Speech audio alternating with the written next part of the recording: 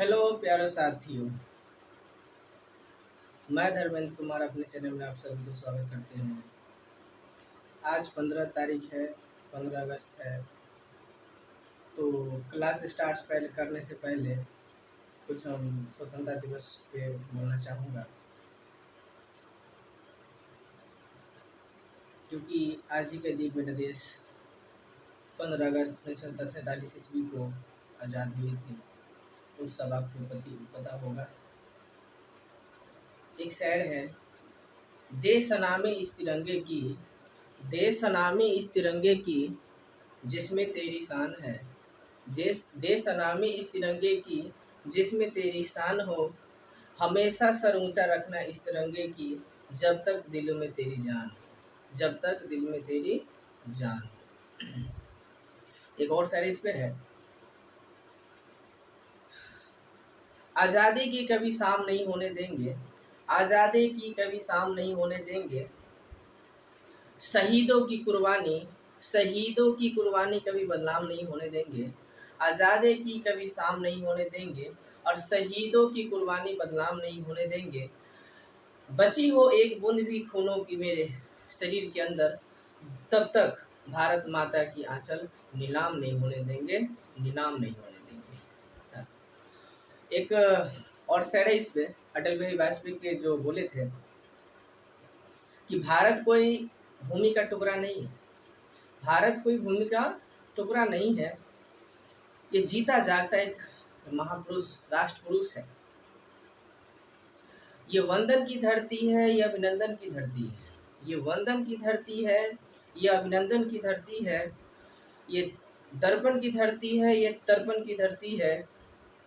यहाँ के नदी नदी हमारे लिए गंगा है और कंकड़ कंकड़ हमारे लिए शंकर है।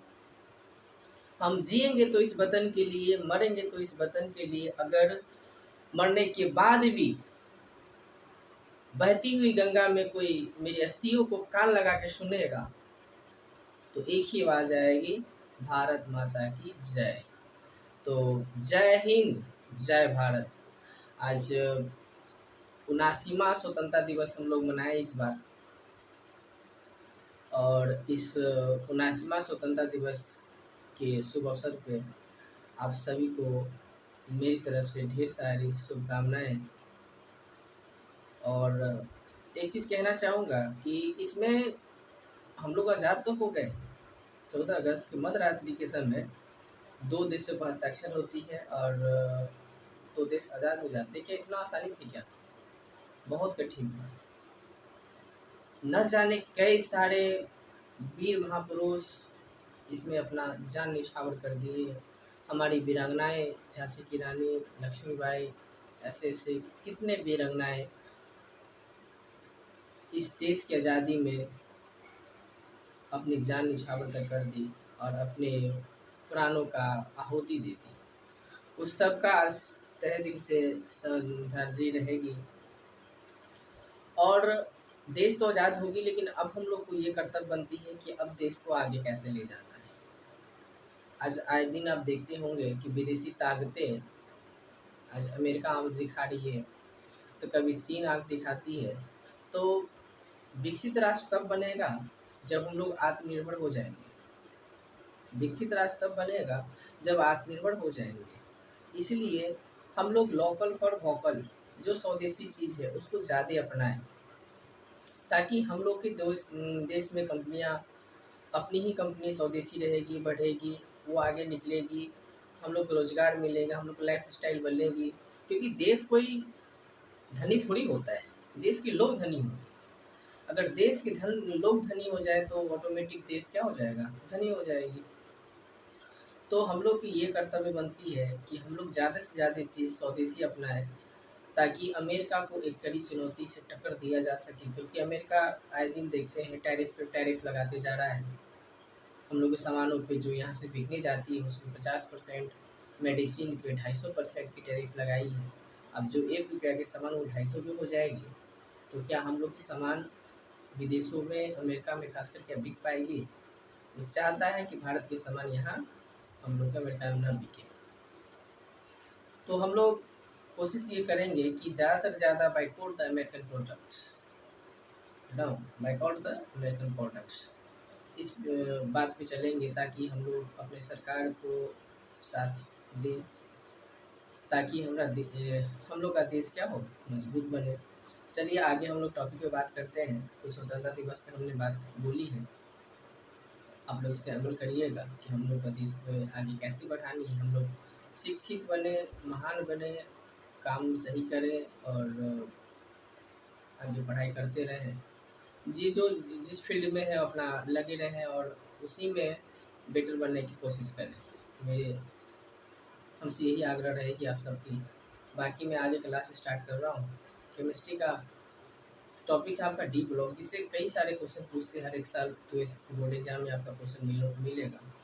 तो हम लोग ये कोशिश करेंगे कि आप लोग रटे नहीं क्वेश्चन, क्वेश्चन रटना नहीं।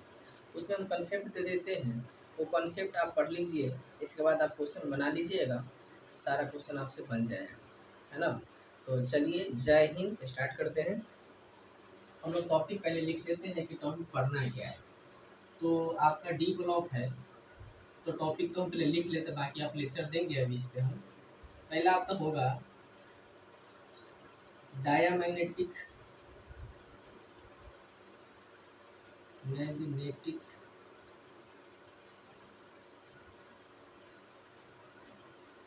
डायमैग्नेटिक एलिमेंट्स और पैरामैग्नेटिक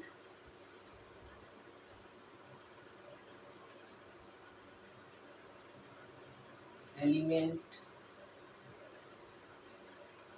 इसमें और टॉपिक पढ़ना है आपको, कलर एंड कलरलेस। और ये आपका एक है आपका, sorry,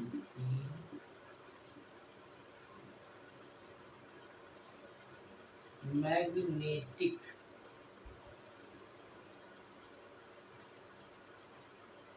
magnetic moment. Paramagnetic magnetic, spelling थोड़ा मिस्टेक हो गया था, डायमैग्नेटिक भी सब कह देते हैं, डाया मैग्नेटिक। स्पेलिंग थोड़ा देख लीजिएगा। आपको हम बता दें कि ये चीज़ पढ़ने वाले हैं, डायमैग्नेटिक, पैरामैग्नेटिक और कलर्ड कौन है, कलर्ड कौन नहीं है। इसके बाद आपका मैग्नेटिक मोमेंट क्या होता है। देखिए बार बार क्वेश्चन पूछता है ये बोर्ड की जो एग्जाम में जो बच्चे पढ़ाई कर रहे होंगे उनको पता होगा कि इससे क्वेश्चन आता ही आता है। तो ये दिमाग में बैठा लीजिए कि कंसेप्ट रहेगा तभी हम लोग का क्या होगा, क्वेश्चन बनेगा। तो हम ये बता दें आपको कि डायमैग्नेटिक क्या होगा। तो इतना तो सबको पता है, डी ब्लॉक का एलिमेंट वही होगा जिसका लास्ट सबसेल डी ऑर्बिटल पे जा रहा होगा, है ना। तो डी ब्लॉक का एलिमेंट होगा। अब डी ब्लॉक में देख लीजिए कि अगर उसमें डी ब्लॉक या तो पूरी तरह भरा हो, फुल फिल्ड हो, या पूरी तरह खाली हो।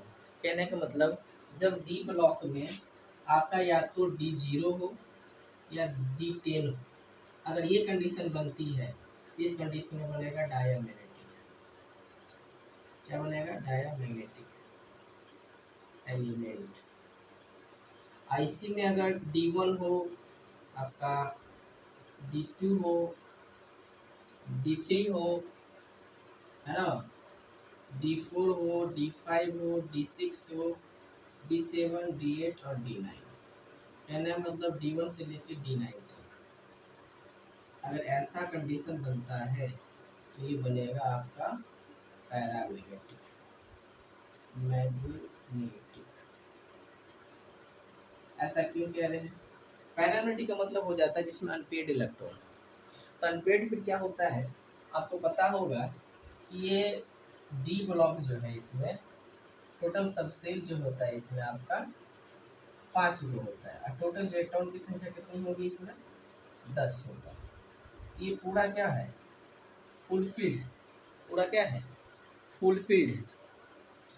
तो अगर पूरा भरा हो या पूरी वैकेंट हो, या तो पूरा भरा हो या तो पूरी वैकेंट हो, कोई भी इलेक्ट्रॉन नहीं इसके पास, पूरी खाली है, तो दो कंडीशन बनता है जिसमें बनता है डायमैग्नेटिक। अगर अनपेड इलेक्ट्रॉन है तो जाएगा पैरामैग्नेटिक। तो अनपेड इलेक्ट्रॉन जिसमें है वो होगा पैरामैग्नेटिक, इसमें पूरा पेड फुल फील्ड है वो हो जाएगा आपका डायमैग्नेटिक। ठीक है, तो पैरा और डाया में समस्या नहीं आएगा। टॉपिक आपका हम मिटा देते हैं, याद रखिएगा कि डाया और पैरा हम अभी देख लेते हैं। क्वेश्चन पूछेगा कैसे, मेन तो हम लोग क्वेश्चन पे आ जाए, क्लियर में क्वेश्चन पूछता है कैसे है। तो ये बात आप समझ लीजिए कि डाया वो होगा जिसमें डी में 0 हो या तो 10 हो, डी ऑर्बिटल में 0 इलेक्ट्रॉन हो या तो 10 इलेक्ट्रॉन हो। अगर पूरा फुल्ली फिल है फिर भी डायमैग्नेटिक, और या तो पूरा एम्प्टी हो, फुल्ली एम्प्टी, तो वो भी क्या हो जाएगा आपका डायमैग्नेटिक। तो आप कहिएगा कि सर इसमें क्वेश्चन कैसे पूछेगा, तो हम यहाँ क्वेश्चन आपको ये सब बता देते हैं, है ना। याद रखिए, बस ज़्यादा लिखा पढ़ी वाला बात नहीं, सीधे याद रखिए। तो हम बोले हैं कि अगर D में 0 या D में 10 तो बनेगा डायमैग्नेटिक, लेकिन 1 से 9 तक अगर होगा तो ये होगा पैरामैग्नेटिक, मतलब अनपेयर्ड इलेक्ट्रॉन। अनपेयर्ड है तो पैरामैग्नेटिक होगा, और अनपेयर्ड नहीं है तो डायमैग्नेटिक होगा। जैसे हम लोग पहले जो हम लोग का 21 से लेकर 30 तक है, जो आपका 3D सीरीज का एलिमेंट है 21 से लेकर कहाँ तक 30 तक, वो कौन कौन है, स्केंडियम है, टाइटेनियम है, वेनेडियम है, क्रोमियम है, मैग्नीज है, फेरम है, कोबाल्ट है, निकेल है, कॉपर है, जिंक है। अच्छा, इसका ट्रिक भी होता है ना, इसका ट्रिक भी होता है, ट्रिक बता देते हैं। देखिए, साइंस टीचर, कैसे टीचर, वी से विवाह, विवाह, विवाह कर लो मुझसे, फिर कोई नहीं कहेंगे जानू, कहेंगे जानू। साइंस टीचर विवाह कर लो मुझसे, फिर कोई नहीं कहेगा जानू। कैसा लगा ट्रिक, है ना। तो ये ट्रिक से भी याद आप लोग कर सकते हैं। ऐसे कहिएगा तो हम इसका पूरा फुल वीडियो दे देंगे, पूरा डी ब्लॉक का। अब तो हम एग्जाम के पर्पज से पढ़ा रहे हैं कि आपका कंसेप्ट पहले से क्लियर होगा, और एग्जाम में जो आ रहा है वो हम बता रहे हैं आपको, ठीक है। ऐसे फुल वीडियो भी डालेंगे, टेंशन नहीं लीजिए। तो बताइए, ये हो जाएगा याद। अच्छा ये बताइए, अगर हम इसका लिखना चले स्केडियम का, तो स्केडियम का 21 होगा, यहाँ से लिख लेते हैं, इसका 21, इसका 22, 23, 24, 25, 26, 27, 28, 29, 30, ये इसका एटॉमिक नंबर होता है। क्या होता है, एटॉमिक नंबर। अच्छा, स्केडियम है तो कहिए इसका जो इलेक्ट्रॉनिक कॉन्फ़िगरेशन लिखेंगे वो क्या होगा आपका, अगर शॉर्टकट में लिखेंगे तो आर्गन को ले ले और 3D14S2, 3D14S2 क्या होगा, 3D14S2, क्योंकि इसका जो जनरल इलेक्ट्रॉनिक कॉन्फ़िगरेशन होता है ना, जनरल, कहाँ लिखते हैं, लिख देते हैं general electronic configuration, general electronic configuration, configuration इसका डी ब्लॉक, वो आपका n-1, डी में 1 से 10, और फिर ns 1 से 2, या 0 भी हो जाता है, 0 हो जाए, 1 हो जाए, या 2 हो जाए, ये रह सकता है। तो ये जनरल इलेक्ट्रॉनिक कॉन्फ़िगरेशन याद रखिए, पूछता है, ये भी क्वेश्चन पूछता है। ns-1, डी में 1 से 10 तक, 0, 1 to 2, इस टाइप से आपको दिया गया है। फिर से एक बार नीचे लिख देते हैं, ns डी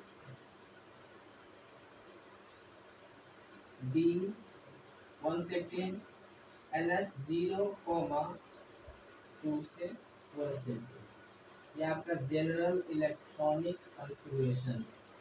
इलेक्ट्रॉनिक का है डी ब्लॉक, किसका है आपका, डी ब्लॉक का, याद रहेगा, डी ब्लॉक का है। अच्छा बताइए, और आगे चलते हैं। तो हम बोले थे कि डी ब्लॉक में अगर अनपेड इलेक्ट्रॉन आ गई तो वो हो जाएगा पैरामैग्नेटिक। तो एक बात बताइए, अगर हम इसका डी ब्लॉक का देखेंगे तो डी में कितना इलेक्ट्रॉन, इसमें एक ही इलेक्ट्रॉन भरा हुआ है, अनपेड है कि नहीं अनपेड है। हम बोले हैं कि अनपेड रहेगा, अनपेड इलेक्ट्रॉन की संख्या अगर आ गई तो हो जाएगा आपका पैरामैग्नेटिक। क्या हो जाएगा? पैरामैग्नेटिक। तो ये पैरामैग्नेटिक होगा नहीं होगा? स्केडियम जो है आपका पैरामैग्नेटिक होगा। अच्छा, इसमें ना आपको चार्ज दे देगा आयंस की फॉर्म में। कैसा होगा? एस्केडियम प्लस। इसका क्या हो गया आप देखिएगा, जब प्लस होता है ना तो एक इलेक्ट्रॉन कम जाता है, जब प्लस रहता है तो इलेक्ट्रॉन कम जाता है। एक इलेक्ट्रॉन का मान लीजिए 20 हो जाएगा, इसका मतलब इसका तो आर्गन का 18 होता है, 3d1 और 4s2, 2 नहीं होके 1 हुआ, ठीक है, एक इलेक्ट्रॉन कम गया।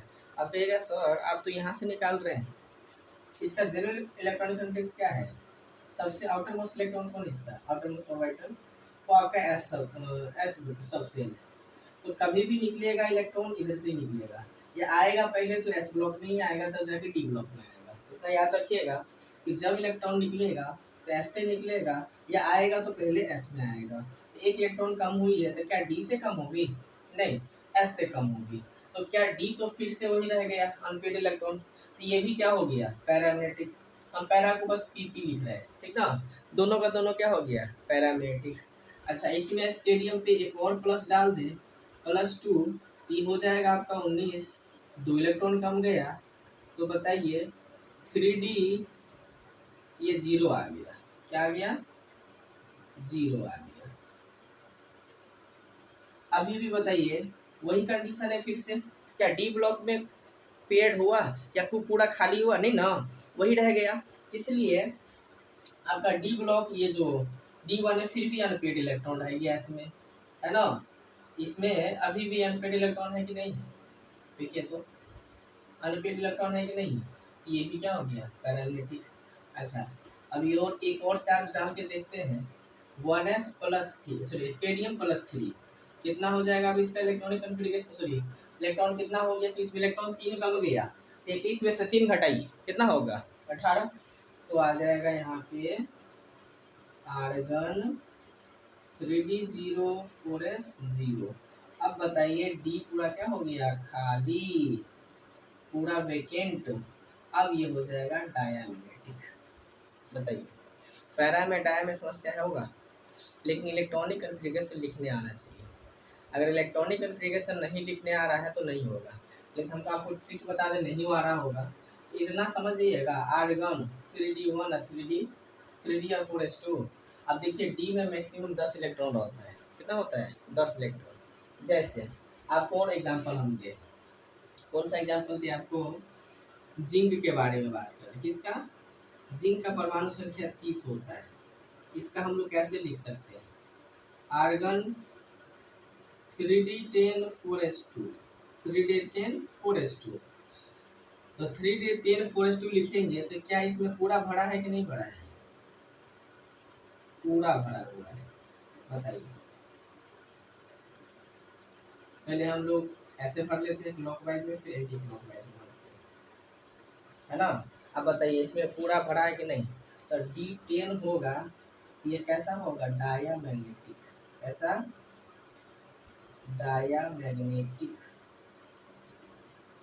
एलिमेंट होगा, डायमेट्रिक एलिमेंट। बताइए, तो हम लोग पहचान लेंगे कि डाया कौन है, पैरा कौन है। अच्छा, जिंक में हम लोग प्लस का 1 करते हैं तो क्या हो गया?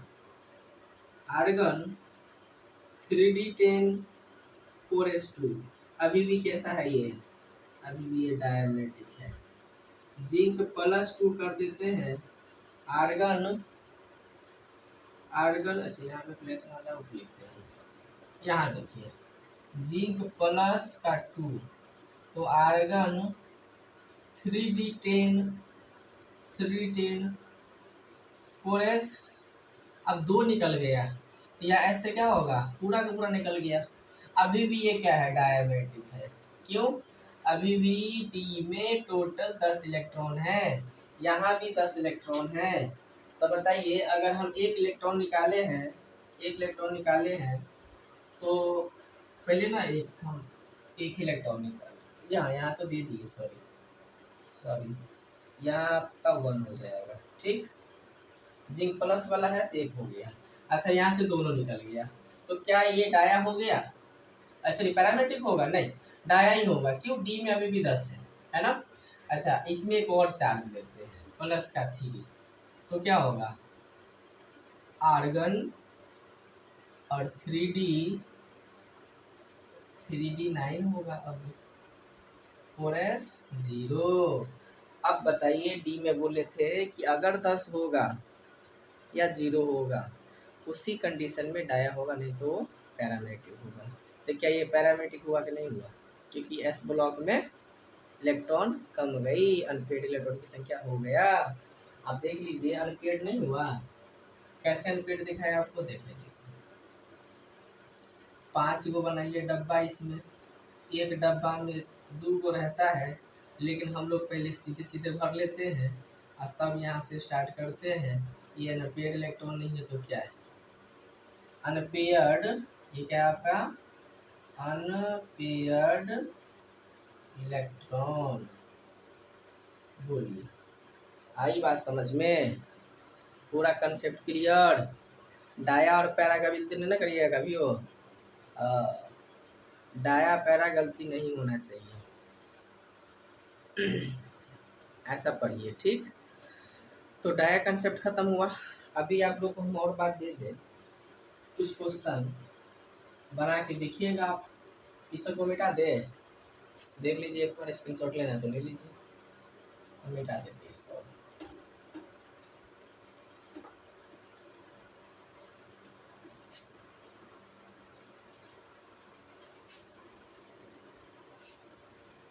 केमिस्ट्री क्लास है डी ब्लॉक, है ना। कौन सा ब्लॉक है? D block. इतना तो पता होगा डी ब्लॉक में आपको कि ये 2 से लेकर के 12 तक पाया जाता है। ग्रुप 3 से लेकर के ग्रुप 12 तक, ये तो पता है इतना बात। इसको ना ट्रांजिशन एलिमेंट भी कहते हैं। ये भी क्वेश्चन पूछा हुआ है कि डी ब्लॉक को और किस नाम से जानते हैं, तो ट्रांजिशन एलिमेंट्स। किस नाम से? Transition element. लेकिन जनता करे हाजी, जिंक कैडमियम और Hg ये ट्रांजिशन एलिमेंट नहीं। ट्रांजिशन एलिमेंट नहीं है ना, ट्रांजिशन एलिमेंट नहीं, क्योंकि पूरा भरा हुआ है, इसलिए ट्रांजिशन एलिमेंट ना होगा ये। अच्छा फिर कहे हैं कि हम लोग जैसे क्वेश्चन लिख रहे हैं स्केंडियम, कलर कौन होगा कलर कौन नहीं होगा। अभी पहले हम ये कंसेप्ट बताते हैं, फिर स्केंडियम की बात करेंगे। कलर, क्योंकि ये इसका एलिमेंट कलर्ड भी होता है और कलरलेस भी होता है। कलरलेस। अच्छा वही कंसेप्ट लगेगा, अगर 0 या तो 10 तो ये हो जाएगा कलरलेस। क्या होगा? कलरलेस। ये कलरलेस होता है। क्या होता है? कलरलेस। अगर डी और वाइटल में आपका 0 हो या 10 हो तो हो जाएगा कलरलेस, याद रहेगा। 0 हो या 10 हो तो हो जाएगा क्या? कलरलेस हो जाएगा। ठीक। अच्छा कलर्ड कौन होगा? तो वही बात। तो इतना याद रखें ना, जितना डाया है तो सब का सब क्या होगा? कलरलेस हुआ। क्यों? डाया तब होगा जब डी में 0 होगा या तो 10 होगा, तब बात वही है। जैसे डाया का जो कंसेप्ट है वही आपका कलरलेस का कंसेप्ट है। तो ये को याद रखिए, इसे दोनों याद हो जाएगा। ठीक ना। इसके बाद 1 से लेकर 9 तक, अगर डी और वाइटल में 1 इलेक्ट्रॉन से लेकर 9 इलेक्ट्रॉन तक रहेगा, 1 से लेकर 9 इलेक्ट्रॉन तक है, तो हो जाएगा वो कलर्ड। वो होगा कौन? पैरामेग्नेटिक। तो पैरा क्या हो जाएगा? कलर्ड। और डाया क्या हो जाएगा? कलरलेस। याद रहेगा बात। चलिए जैसे अगर D1 से D9 है तो होगा कलर्ड। क्या होगा? कलर्ड। और 0 या 10 है, 0 कहने का मतलब क्या है? या तो पूरा ये खाली हो, पूरा खाली हो, या तो ये पूरा भरा हो। ये तो पूरा भरा है, इस कंडीशन में भी होगा कलरलेस। या तो पूरा खाली हो, इलेक्ट्रॉन है ये नहीं है इसमें, तो इस कंडीशन में होगा ये कलरलेस। ठीक है।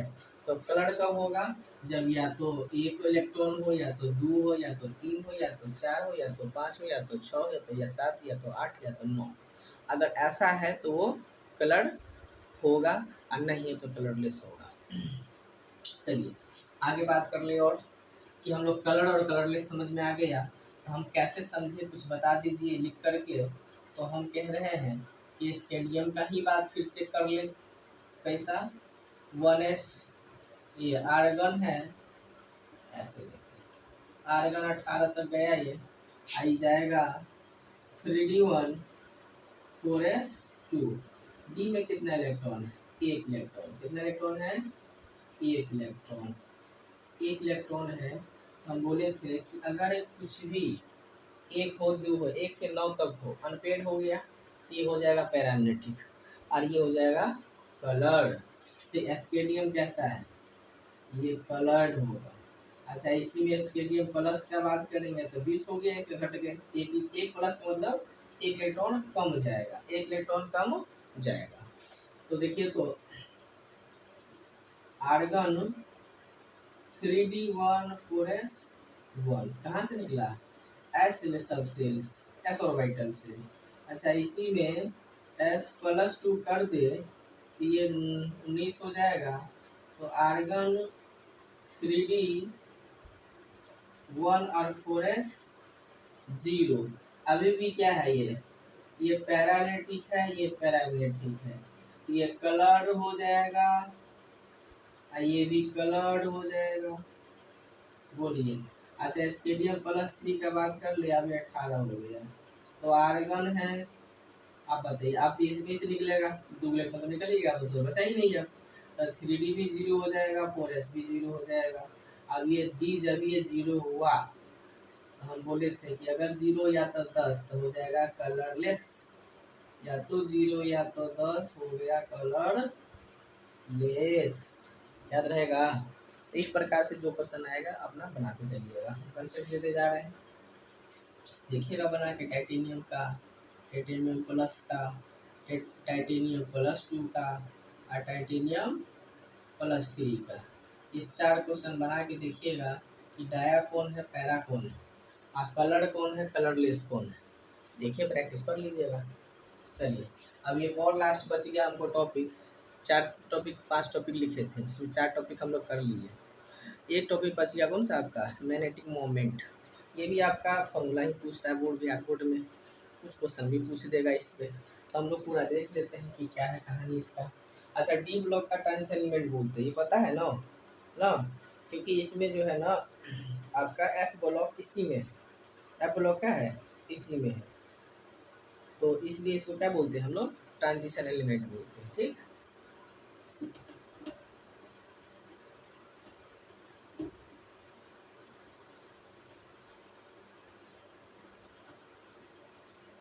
आगे देखिए, क्या था, मैग्नेटिक मोमेंट, मैग्नेटिक मोमेंट है ना। अच्छा, इसको हम डिनोट करते हैं म्यू से। अब म्यू बराबर फार्मूला क्या होगा, तो फार्मूला होगा n इंटू एन प्लस का 2 Bm, है ना, बोर मैग्नेटिन, बोर मैग्नेट, या मैग्नेट, हाँ बोर मैग्नेट बोलोगे।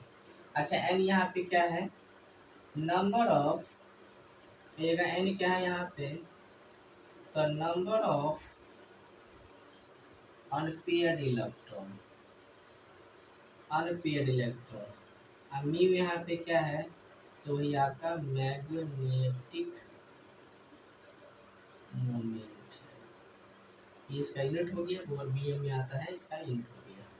अच्छा, फिर कहेगा सवाल कैसे बनेगा इसमें, है ना। तो अनपेयर्ड इलेक्ट्रॉन वाला डी का बात करेगा ये। तो एस्केडियम, जैसे एस्केडियम, एस्केडियम को हम लोग क्या लिखना पड़ेगा, 21 होता है इसका, इलेक्ट्रॉनिक कॉन्फ़िगरेशन का होगा इसका।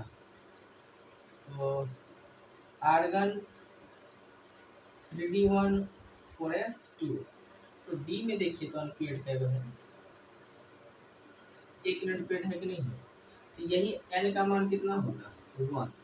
अब एक रख के देखिए, मान के स्केलियम का अगर कह रहा है इसमें मैग्नेटिक मोमेंट फाइंड करने के लिए, find the magnetic moment of scandium, तो हम लोग कैसे फाइंड करेंगे?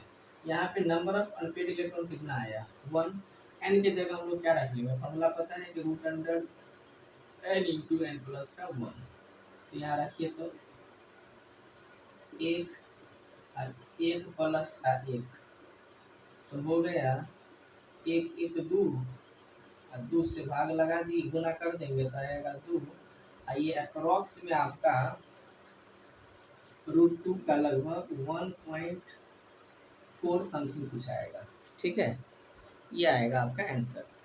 तो पता चल जाएगा आपको, ऊपर लिख दे, थोड़ा लिख दिया है यहाँ पे 1.42 आएगा समथिंग में आपका, है ना, समथिंग इसमें थोड़ा बहुत। तो ऐसे ऑप्शन में आप पहचान सकते हैं कि ये समस्या नहीं आएगा, क्योंकि √2 का मान आपको याद रखना पड़ेगा, 3 का याद रखना पड़ेगा। तो अनपेड इलेक्ट्रॉन की संख्या देख लीजिए, उसको बैठाइए, उसके बाद क्वेश्चन बन जाएगा। तो बोल रेट वाला बात समझ में आ गया आपको, है ना। अच्छा, डी ब्लॉक जो है ना आपका, ऐसे पीरियड टेबल में जो आप कह रहे हैं बात, तो थोड़ा बहुत बता दिया आपको लास्ट में कि पीरियड टेबल जो है सबसे स्टार्टिंग में कोई, आप थोड़ा बात याद रखें कि फर्स्ट साइंटिस्ट था डोवर्नियर, जो पीरियड टेबल पर अरेंजमेंट की काम स्टार्ट करी। उसके बाद न्यूलैंड आया था, है ना। तो न्यूलैंड ने ऑक्टेट रूल दिया था। तो ये याद रख लीजिएगा कि who given the octet rule, किसने ऑक्टेट रूल दिया था। तो याद रखिएगा आप लोग कि जो ऑक्टेट रूल दिया था वो न्यूलैंड दिए थे। ठीक, अच्छा, इसमें ये आपको पूछे, फिर से क्वेश्चन ये पूछ दे कि वो उसके बाद कौन आया, सॉरी, डोवर्नियर क्या दिया था? तो ट्रायंगल रूल दिया था। कौन सा रूल? Triangle rule. इसको डिटेल में बता देंगे, आप इतना याद रखें कि इसको जो डोवर्नियर क्या दिया था? ट्रायल रूल दिया था। और न्यूलैंड क्या दिया था? ऑक्टेट रूल दिया था। और इसके बाद आया था मेडलिव, जो हम चारों साइंटिस्ट याद रखे हैं, तो उसने बहुत काम किया। तो एक आप याद रख लीजिए डोवर्नियर को, जो फर्स्ट साइंटिस्ट था, और ट्रायल रूल दिया। और उसके बाद दूसरा न्यूलैंड याद रखिए, जो ऑक्टेट रूल दिया। और तीसरा याद रखिए मेडलिव, जो वो ना एटॉमिक वेट पे सजाया। एटॉमिक वेट मतलब जोख जोख के, इलेक्ट्रॉन को जोख जोख के क्या कर रहा था? बिठा रहा था। इसे गलत हो गया फिर। बाद में कौन सा? हेनरी मॉसले, ये नंबर से बैठाया, जिसको एटॉमिक नंबर बोलते हैं। तो अभी जो हम लोग मॉडर्न पीरियड पढ़ते हैं ना, वो किसके बेस पे, किस पे बैठा हुआ है? एटॉमिक नंबर पे, है ना। एटॉमिक वेट पे नहीं है। एटॉमिक वेट पे मेडलिव का है। तो ये क्वेश्चन पूछ दे कि मेडलिव का जो वर्ष आने था किस पे बेस्ड था? तो on the basis of atomic weight.